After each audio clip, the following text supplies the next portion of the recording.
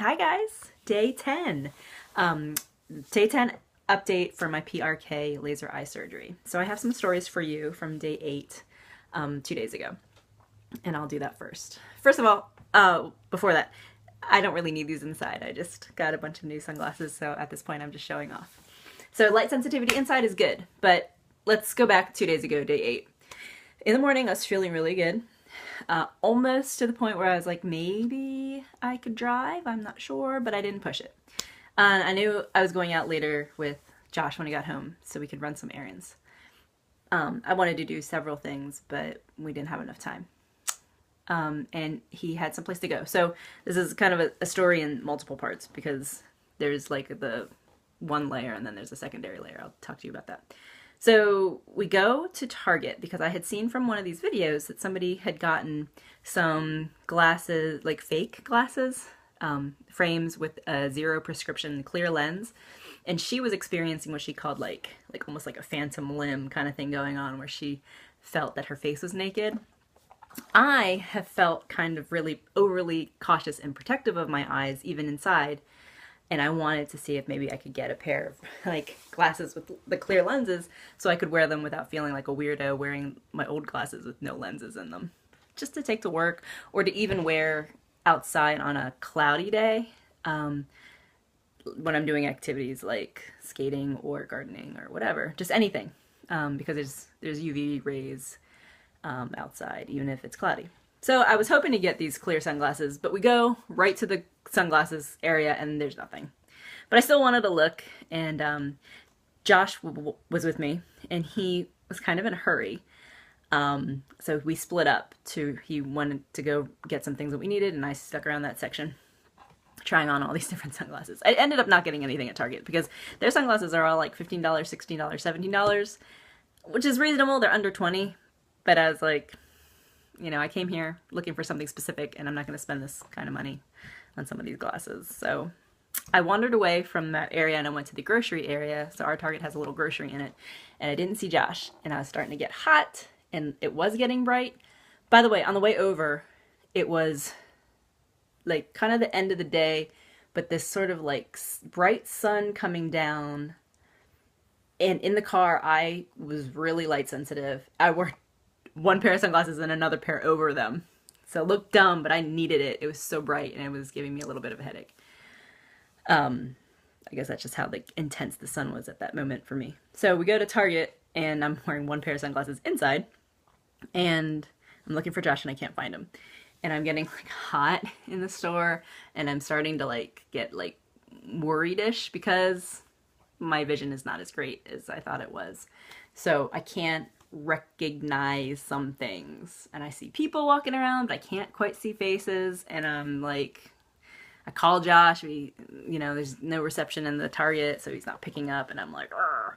So I go back to the sunglass area and he was kind of like emerging from an aisle, and I was like, I had like kind of a meltdown because I was kind of upset for various reasons. So the underlayer of that story is that Josh felt bad for me that I was like inside all day, and he knew that he had somewhere else to go later that evening, so he was like kind of taking me out to get me out of the house, and he felt like a good guy doing something good.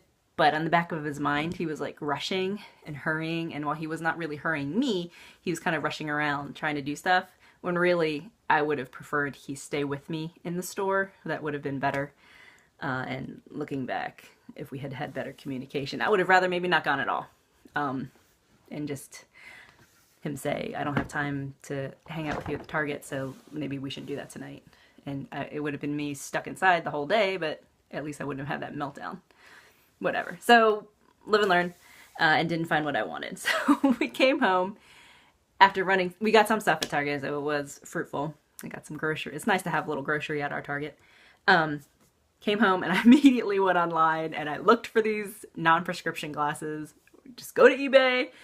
You can find whatever you're looking for, and I found 2 sellers that had some great options, and I ended up going on a bit of a shopping spree and buying like 4 or 5 pairs of glasses that were non-prescription blanks, and I can't wait to get them this week, and I will probably post about when I get those. So I didn't find what I was looking for, but you can find anything on the internet, and I was happy about that. Okay, So that was day 8, a little bit of a meltdown. I was so happy earlier. I actually did make a video where I showed off this little succulent that I had repotted for you guys. Okay. Day 9, fine. Day 10 today. Today is probably the first day that I felt like I probably could drive, like for real. My left eye is doing really well.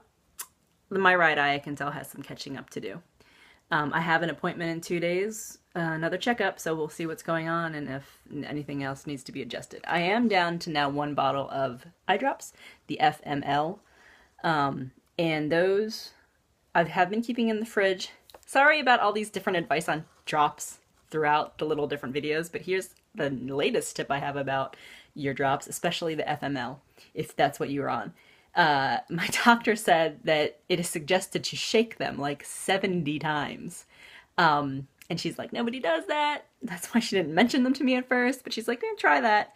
Because they can get, I don't know, chalky or gooey, those FML ones, which I did notice was a little bit of a difference from the other one. The consistency is different. And somebody else in another video said if you don't like that, you can kind of hold it in your hand a little bit and it smooths out the formula or something. So doing that and shaking it is probably better for you. And because they were still in the fridge, mine, they still get a little bit of a cooling effect, but you have it all shaken up and it works. So I'm still on that, and that is the steroid that I will probably be on for several weeks more. We'll see. I'll get to talk to the doc again on Tuesday, and that'll be 12 days. And I can give you an update after that. But yeah, I picked up all these shades. I bought some non-prescription blank glasses. I don't think I'm gonna have the phantom like limb thing with the eyes, but I think I am being overly cautious and wanting to protect them. Because I feel silly now that I'm like, oh, I have this big investment in my eyes now. I should have been investing in my eyes this whole time. I have been pretty good about wearing sunglasses, but now I'm going to be wearing glasses pretty much all the time. That sounds silly. I just got the surgery. I mean, just to protect my eyes, at least for the first few months, because I don't want anything weird to happen with me, like sticking a thumb in my eye. I got rid of more stuff that I realized I had been putting in my face near my eyes. I think these are some old eye lotions. I think I'm actually just going to turn them into hand lotions or face lotions because I don't want them going near my eyes again, and I have one new bottle of lotion to use for my eye area. And yeah, that's kind of it. I can tell definitely a difference between camera 1 and camera 2. Camera 1's are really good, left eye's really good. Right eye still has some catching up to do, and I know that's still, part of the healing process.